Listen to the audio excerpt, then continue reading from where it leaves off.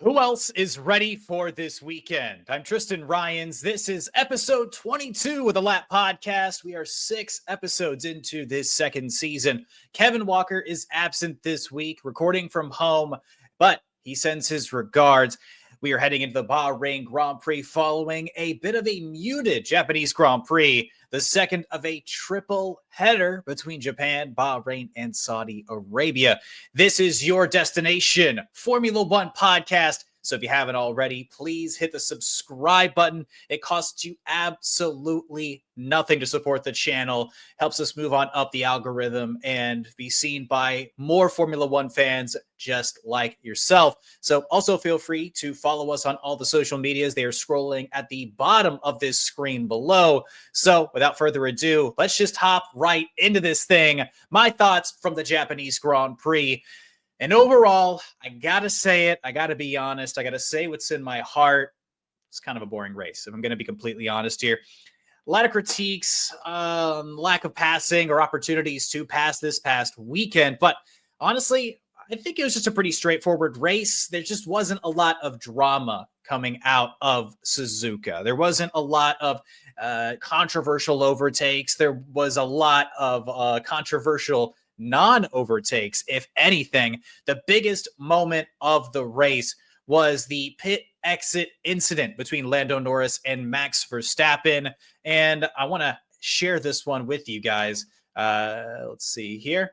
Share this tab and add that to the stage. So hopping into my Japanese Grand Prix thoughts, the first thing that I really do want to touch on is this incident between Lando Norris and Max Verstappen, where Lando Norris absolutely mowed the grass. They talked about it a lot during the post-race interviews, during the post-race press conferences, and more or less, this was a bit of an aggressive move from Lando Norris, trying to make some, exit of the pit lane overtake on Max Verstappen. Max Verstappen, well within his right to be where he was, had the correct positioning to be where he was. But the overtake button, the pit exit button to, hop up the RPMs on the engine, trying to make some very interesting maneuver as soon as they passed the pit exit line, more or less.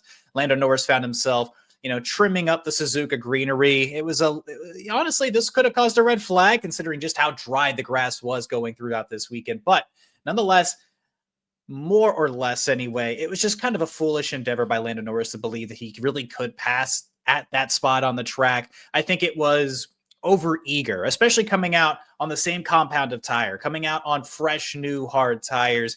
This was a bit much for Lando, considering that this car, this McLaren, is supposed to be the fastest one on the grid this season.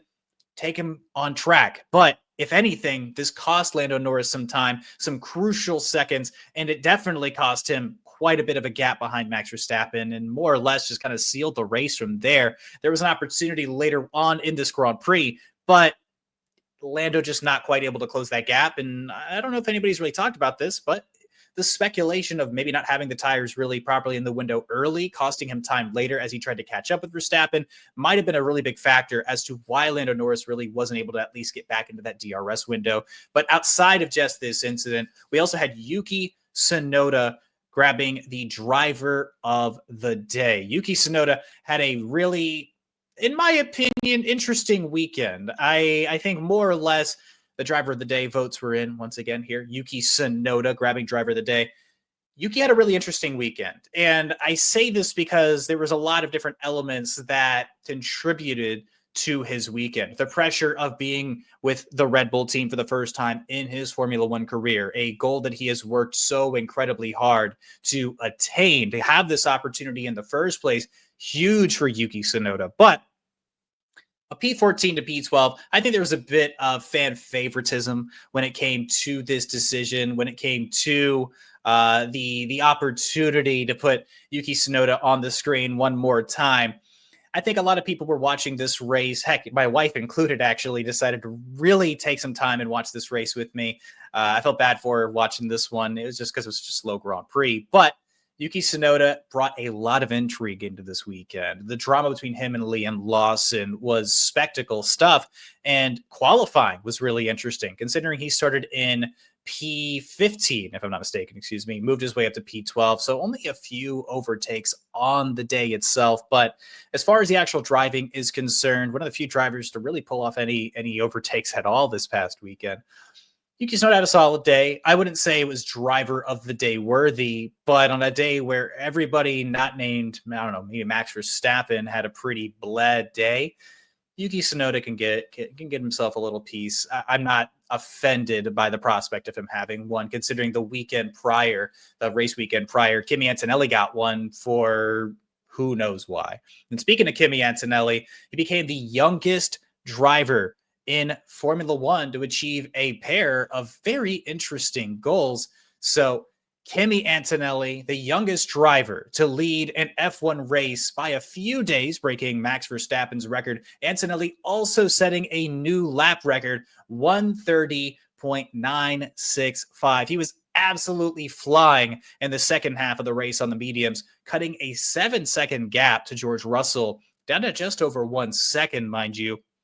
So a really strong weekend by Kimi Antonelli. If of all the drivers on the grid who might have actually earned driver of the day accolades, I think there could have been a conversation that Kimi Antonelli possibly could have been your driver of the day. But even still, in my personal opinion, I think Max Verstappen should have been the driver of the day. But speaking about Kimi Antonelli, super huge bars. This guy is still, going through school, taking time out of his very busy graduation schedule, his high school schedule to, drive internationally for Mercedes Formula One. Huge. And putting up these kinds of laps, showing the control that he had, and really pulling his weekend together at the time that it was really needed to grab a P6 finish as well. Kimi Antonelli had a really strong weekend. I was happy for Kimi Antonelli to have a really strong weekend. I'm a Kimi Antonelli supporter on this podcast, so it's no shock that I was going to talk about this performance. But a couple of really notable things to have on your F1 driver resume in a season that so far has already been pretty impressive, if I do say so myself. But throughout the rest of the paddock as well, simply lovely performance from Max Verstappen to grab the win. A very interesting weekend for Red Bull. Outside of all the Yuki Tsunoda drama, Max Verstappen putting it on pole and setting a new Suzuka lap record. Didn't expect him to convert that to a win, but he possibly had his strongest drive in Formula One since his insane P17 win in Brazil last year. So Max Verstappen converting an insane pole, beating out both of the McLarens of Lando Norris and Oscar Piastri to really just set himself and remind Formula One fans that this guy is different, that he is special, that he is unique. Max, overall, super, super, super strong weekend. One of the more impressive drives that I've sat down and watched of his. I think Formula One fans from around the world were probably pretty impressed by Max Verstappen's performance throughout this past weekend. And I'm really curious to see just how much he can carry it forward. That's going to be a question we're going to be asking a little bit later. But outlasting both the McLarens was special. It was unprecedented. It was the third race winner of this season in 3 different race weekends, the 4th winner across 4 different formats. Max Verstappen bringing it all, in my opinion, once again, the driver of the day for the Japanese Grand Prix. But speaking of the McLarens, can't not talk about the McLarens. Plenty of conversation about whether or not McLaren should have swapped Norris and Piastri. In my personal opinion, I think they should have. Piastri brought the gap to Norris down to about 0.3 at one point, but wasn't allowed to overtake Lando Norris to chase Max Verstappen. Norris, meanwhile, unable to bring the fastest car on track within DRS range of Verstappen within those final 20 laps of the race.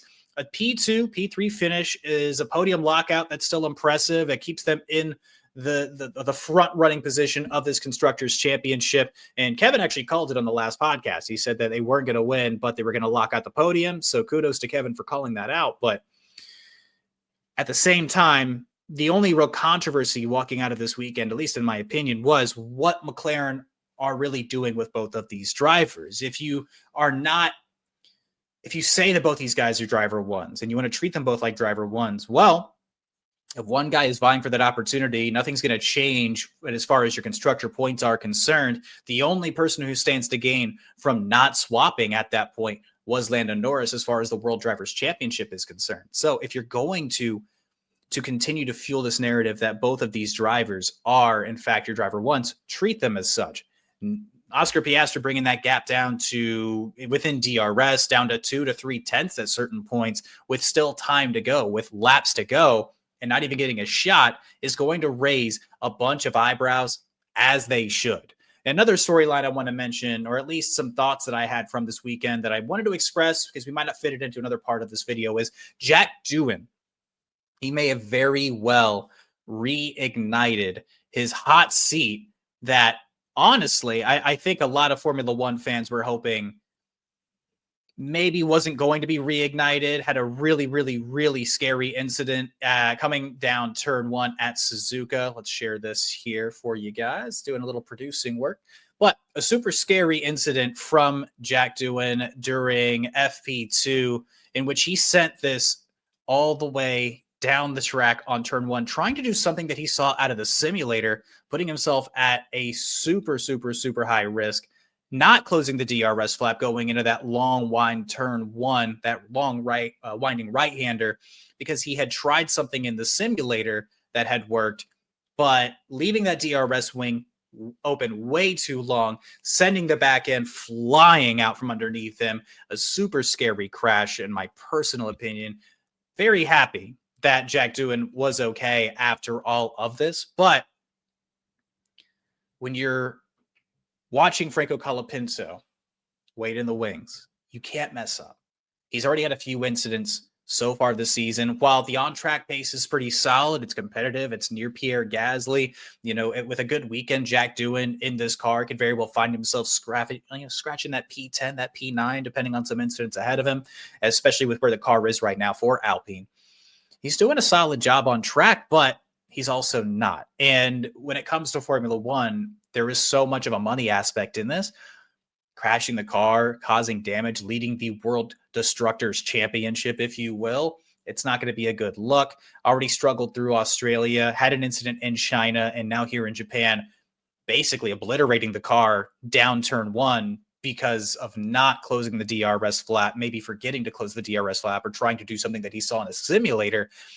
Any of those reasons are not good reasons, and they're not necessarily excusable at this level. So with a guy like Flavio Brivatore leading things behind the scenes, somebody who's very, brash and willing to make changes and very brazen, you don't want to give him an extra reason to be on your head. So recapping some of the storylines from the past Japanese Grand Prix. I wanted to revisit them. We talked about these storylines coming out of China in our preview episode for the Japanese Grand Prix. The big question, how will Yuki's first weekend with Red Bull go? Well,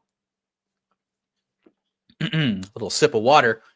My personal opinion, I think it went pretty well. I think Yuki performed pretty solid. I mean, on a day with limited overtakes, seemed to have a car that was starting to work for him. It seemed like he was starting to get a good grasp on the car. It was fairly close to the points. The reports that I heard were, as far as performance is concerned, there were concerns that there was going to be rain during the Japanese Grand Prix. All reports leading up to the Japanese Grand Prix was there was an 80% chance of rain throughout the day, but the timing obviously playing a bit of a factor there, not exactly sure when. So he took a bit of a heavier rear wing, seemed to have impacted his performance in qualifying as well as the race. But the biggest notes for Yuki Tsunoda, besides being out-qualified by Liam Lawson, learning the car, he still showed strong pace next to Max Verstappen during practice sessions. If things had kind of gone a little bit differently during qualifying, if maybe the window had been a little bit differently, maybe the wing was a little bit different, as Yuki Tsunoda gets a little bit more comfortable in this car, maybe he qualifies and gets into Q3.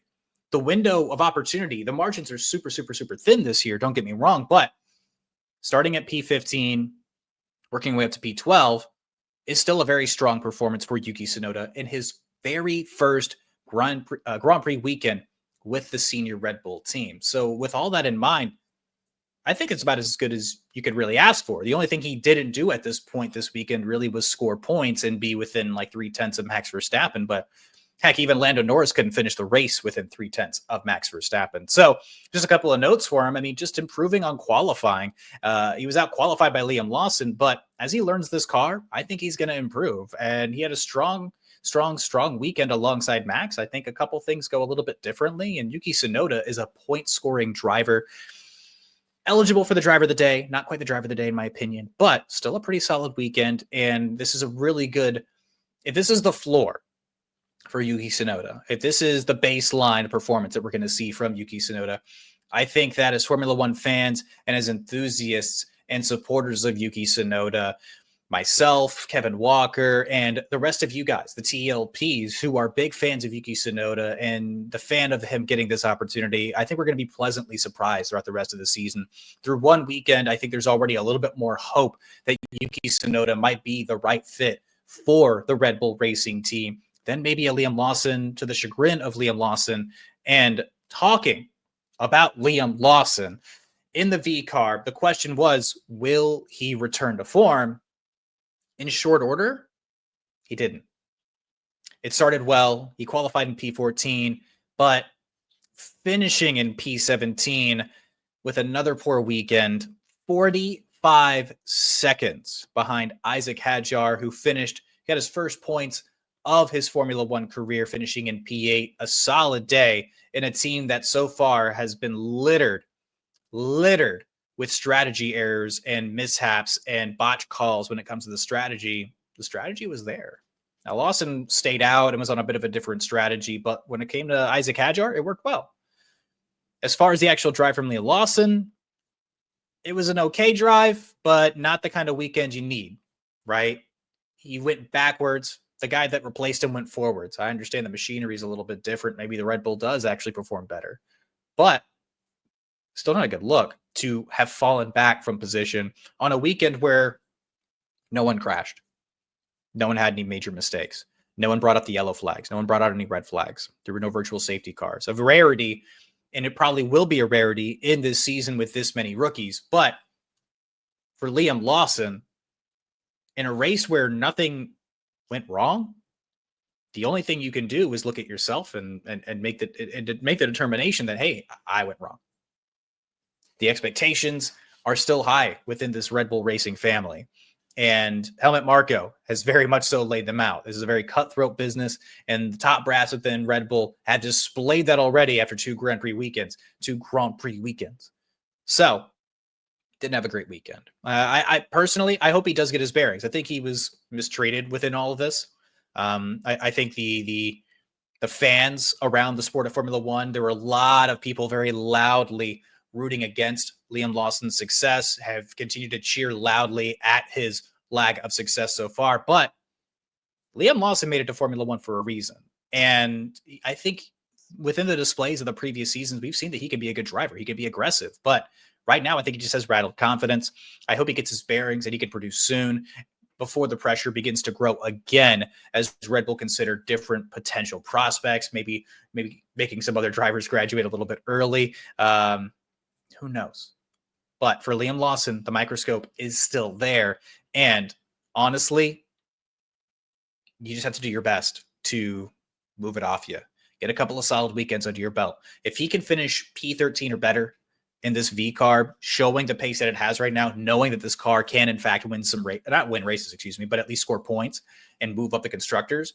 If Liam Lawson can walk out in Bahrain this next weekend, put it up there near Isaac Hadjar, score some points, or at least come close, like P12, P13 finish, that's going to be great for confidence. It's going to be a great spot to build off of moving forward as you get more comfortable getting reacclimated to the V-carb situation. Another question that we had going into the another question we had going into the Japanese Grand Prix weekend. Can McLaren pull further ahead? The expectations were just narrowly missed. A podium lockout behind Max Verstappen is still a fantastic weekend for 8 or 9 other teams on this grid, right? But feels a little bit lackluster. Lando Norris, I detailed a lot of my thoughts within this podcast, just not quite reaching Max Verstappen's heights in a car that is faster, objectively faster. We know it to be faster. So what's the disconnect? Why couldn't you win this race? If it wasn't like a botched call on strategy, I think it was just a bit of a mental error on Lando Norris's part. The strategy mess up really was not switching the cars. A solid weekend with high standards. When you're fighting and you're coming off of a constructors championship, when you're coming off of a sniff at a drivers championship, if you're a Lando Norris, there are going to be high expectations. They're still leading the constructors by 36 points. Lando Norris is only ahead of Max Verstappen now after this weekend by 1. Max is going to do everything in his power to keep it competitive, to keep it close, to keep Lando Norris under pressure. The questions of can McLaren pull further ahead? Did they pull ahead further this weekend? On paper, yes. They're still further ahead than Mercedes in the constructors. They're still well ahead of Red Bull, and they're definitely ahead of Ferrari when it comes to the constructors fight. But in the feelings of Formula One fans, in the feelings of the spectators, this team still has to work past a couple of mental errors, procedural errors, and maybe solidify themselves in the minds of the fans, in the minds of the viewership, in the minds of the analysts, that this is a team that really is serious. Take them very, very, very seriously. The car's good. The engineering's great. The infrastructure is there. It just comes down to the actual performance on race weekends. And overall, McLaren have the stuff to do it. I think at a certain level, it's about focus and intention and delivering on those expectations. Another question that we had walking into Japan was for Ferrari. Can they pull together a strong weekend was the question. In a nutshell, it was quiet. It was okay. It wasn't anything special. It certainly wasn't anything to write home about if you're a Ferrari fan. It looks like they had a relatively stable weekend. And like many other teams, they also had stable weekends. A P4, P7 finish between Charles Leclerc and Lewis Hamilton. I think this was a good reset weekend for them, especially considering the lows that they had coming out of the Chinese Grand Prix. That race being, write it off. It's gone in the rearview mirror, right? With the double DQs, it doesn't really go much lower than that. The performance on track, even a P5, P6, averaged about similar, right? A P4, P7 finish between the best driver lineup on the grid, at least on paper. But it was a good reset weekend. A P4 in the constructors, they repassed Williams, if I'm not mistaken. Maybe they weren't that far back, but Charles Leclerc is in P6 in the Drivers' Championship. Lewis Hamilton in P8 with 15 points. Leclerc with 20. After the Chinese GP, that took a ton of wind out of their sails. So they just needed this badly. They really had some wild swings between Australia to the sprint in China to the end of the race in China. I think this was a good reset. Procedures were done well. Pit stops were done well. The strategy was effective and inoffensive. So Ferrari just needed this weekend. They needed a reset. They needed to get their bearings back underneath them. Fred Vasseur had to, maybe shake some things up a little bit. But as we go into Bahrain, we're still going to have a couple of questions. But I think as far as Ferrari are concerned right now, they're probably the third fastest car, fourth fastest car, depending on who you ask. They're right next to the Red Bull. Max Verstappen is able to elevate that car, as we can see. But as far as the Ferrari is concerned right now, the performance isn't so lackluster. Obviously, you can win with this car. We've seen it be done. However, I think it's just about getting it in the right operating window. Those are the real remaining questions for Ferrari. If we put the car in the right window, if we can get this, if we can increase the downforce, right? If we can get it within the right operating window to give our drivers a good platform to drive on. They won the sprint by 7 seconds in China, but then lost massively before the disqualifications as far as a P5, P6 finish. When you go from the win to the loss to meh, right? There are a lot of questions there. This is a good floor. This is a good spot to build off of a P4, P7. You can answer some questions here. You can start working out kinks. The swings are not going to be as wild and as variable. I think as you go into Bahrain, the expectation really is going to be for Ferrari, just deliver another solid weekend. If you're sniffing a podium, that's fantastic. That's fantastic. Excuse me, a little sip of water.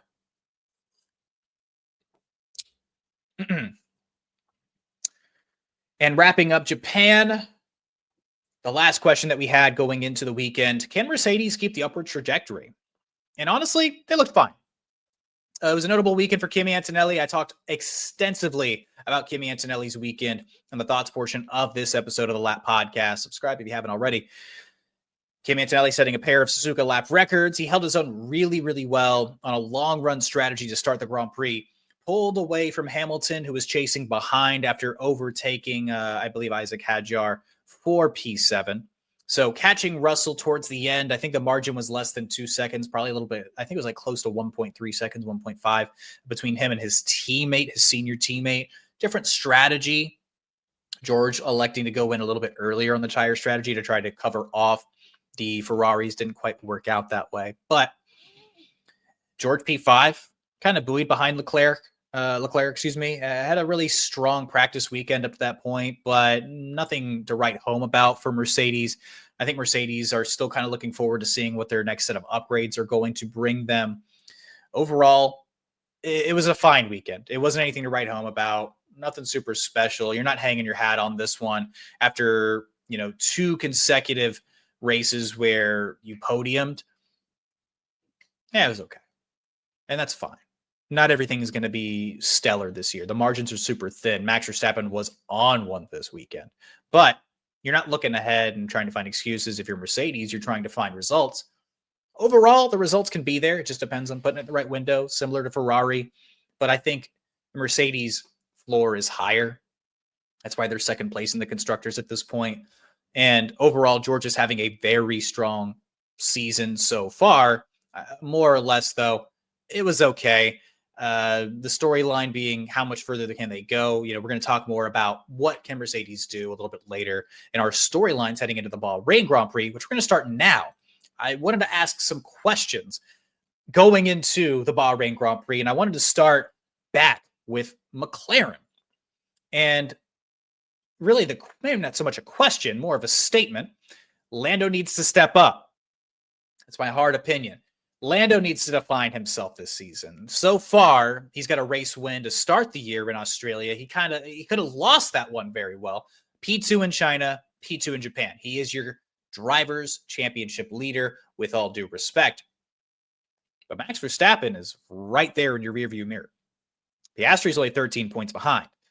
So in my personal opinion, Bahrain is going to be a great floor. It's going to be a great opportunity for Lando Norris to show that he can step up, that he can prove to this team, prove to the grid, prove to the fans like you and me, the TLPs, that he is a championship caliber driver, as Zach Brown believes in him, as members of the McLaren fan base believe in him. And I know Kevin, watching this, is probably going to feel that, yes, Lando Norris is a championship caliber driver.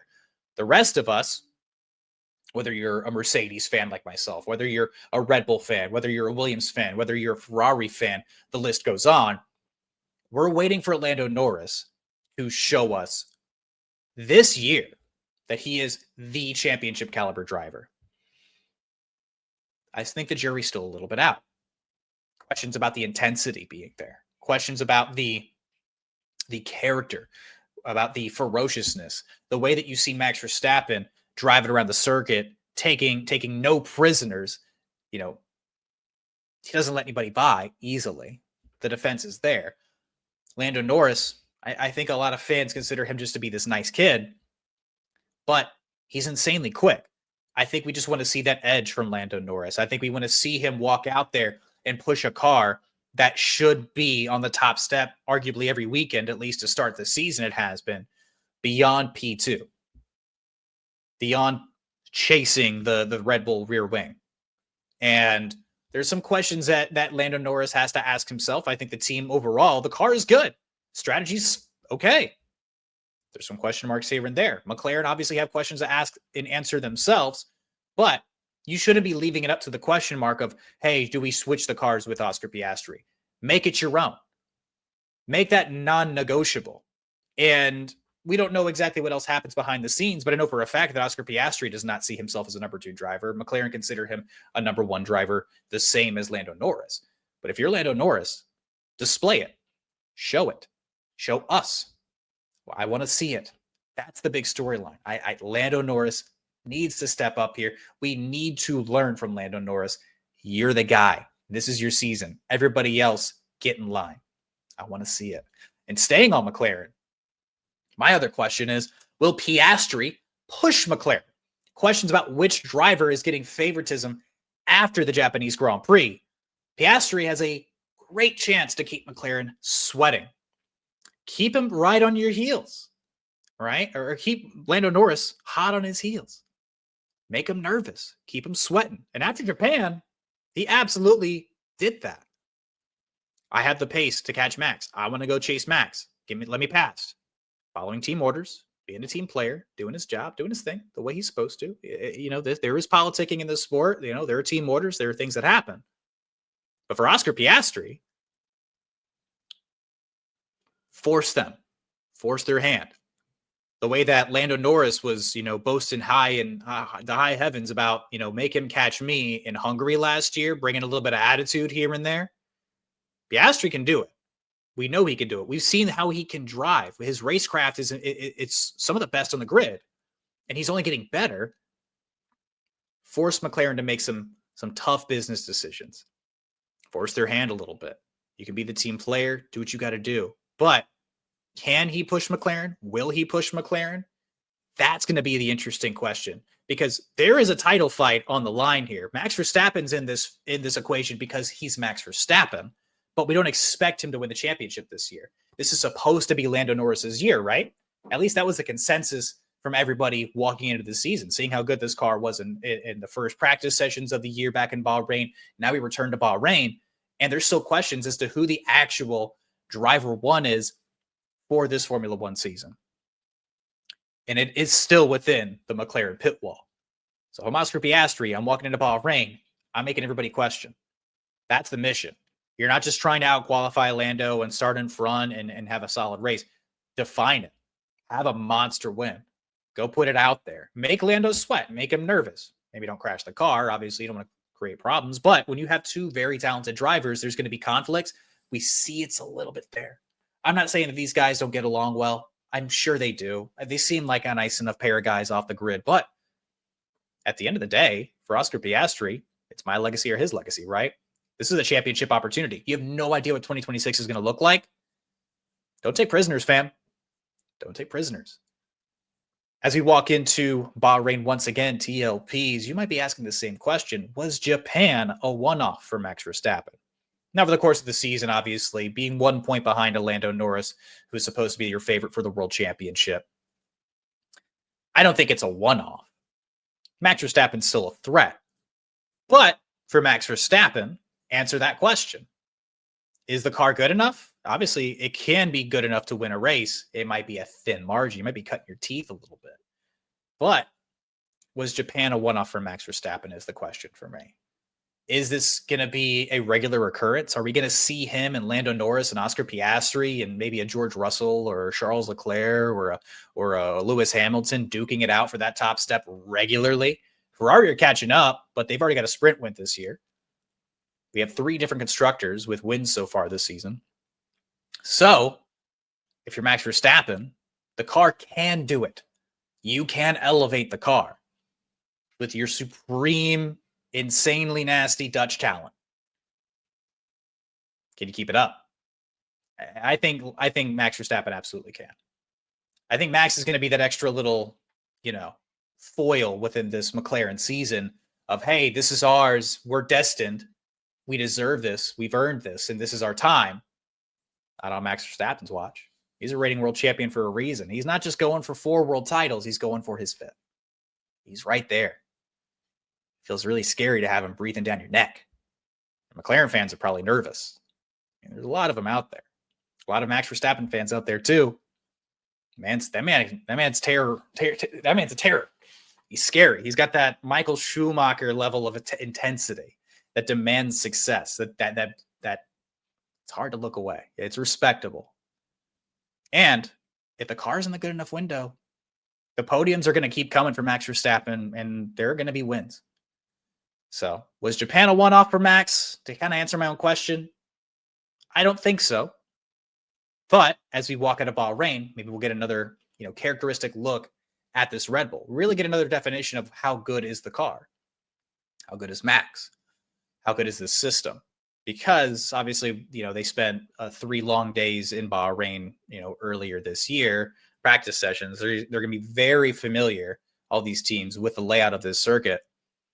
So we're going to I think we'll probably get a real, pecking order adjustment through Bahrain.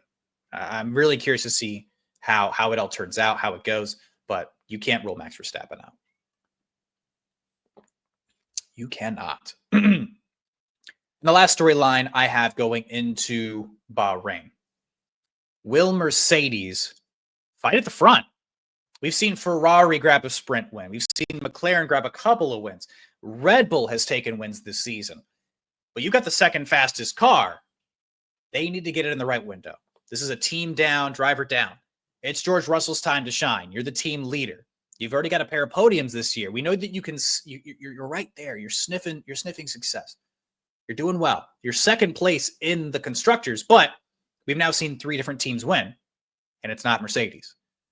I don't think a lot of people are talking about the pressure on Mercedes quite yet, because obviously having a rookie in the seat brings a little bit of a bit of a different stigma. Kimi Antonelli is incredibly talented. I don't think anybody's expecting Kimi Antonelli to win a race this year. I certainly am not expecting him to win a race this year. I think if he can land a podium at some point within all 25 of these rounds, that's going to be spectacular.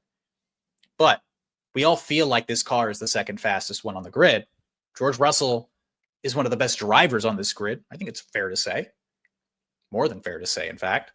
He's having a monster year. He's having his best start to a season so far, but I think he could be doing even better. I don't think it's unreasonable. And I don't think George Russell believes it's unreasonable. I don't think Toto Wolff believes it's unreasonable. I don't believe the guys back at Brackley believe that's unreasonable. So, show it to us. I want to see it. I want to see you ride on the heels of a Lando Norris, or having him have to overtake you. Show us some defense. Make Oscar Piastri have to work for it. Make Max Verstappen have to work for it.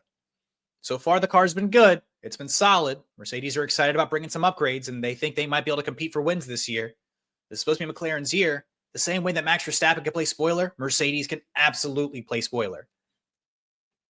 So, show it to us. I think we're now walking into the 4th race of this season. Let's see it. Let's see this progress. You're talking to high heavens about how good the car is going to be in 2026, how strong the engine is going to be in 2026. It's 2025. I mean, the progress can be shown next year, but so say you can't, lean in a little bit on this season. So I want to see George Russell do it. I want to see George Russell bring the pressure. I want to see him show us all just how intense and how good of a driver he can be, and how much he has to prove going into this season throughout the next 20 plus rounds. So, with Kevin absent, I think that it's only fitting that Tristan talks track. This is a segment that Kevin's been picking up this year, and with him absent this episode, with all due respect, I think that it's more than fair for yours truly to kind of take the helm here, and let's walk through the Bahrain International Circuit. Bahrain is 5.4 kilometers, or for the Americans in the audience, 3.4 miles long, 15 turns, a massive 1 and 2 DRS zones, the main straight as well as throughout Sector 1. So you've got 2 very high speed sectors pretty much back to back. Sector 3 could almost be a DRS zone if it really wanted to. The first Formula One Grand Prix held here was in 2004, won by Ferrari's Michael Schumacher. It has remained on the calendar ever since and has only been missed one time in 2011 due to the Bahraini protests. It was not always a night race running in the middle of the day. the 2005 Bahrain Grand Prix reached 42.5 degrees Celsius or 108.5 degrees Fahrenheit. The winner of that Grand Prix, Fernando Alonso with Renault. The race switched to nights beginning in 2014. The leading race winner at this destination is Lewis Hamilton, a 5-time winner on these streets, taking the top step last in 2021. Fernando Alonso has 3 wins here, and Max Verstappen has won twice at this circuit.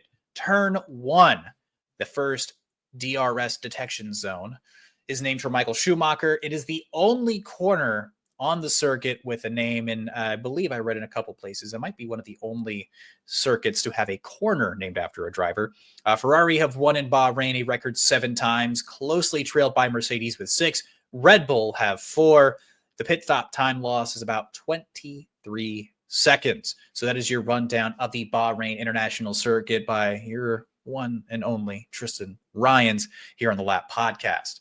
So with that being said, I think it's time to refresh everybody on the P10 game. The P10 game, you might be asking, what exactly is that? Well, the P10 game is a really, really, really fun time. It's one way that we kind of keep track of predictions throughout the season. If you want to play along at home, hopefully you can see all the details on my screen that I'm sharing with you pretty clearly. So far, I am leading the P10 championship between myself and Kevin Walker, 39-26 through 3 rounds.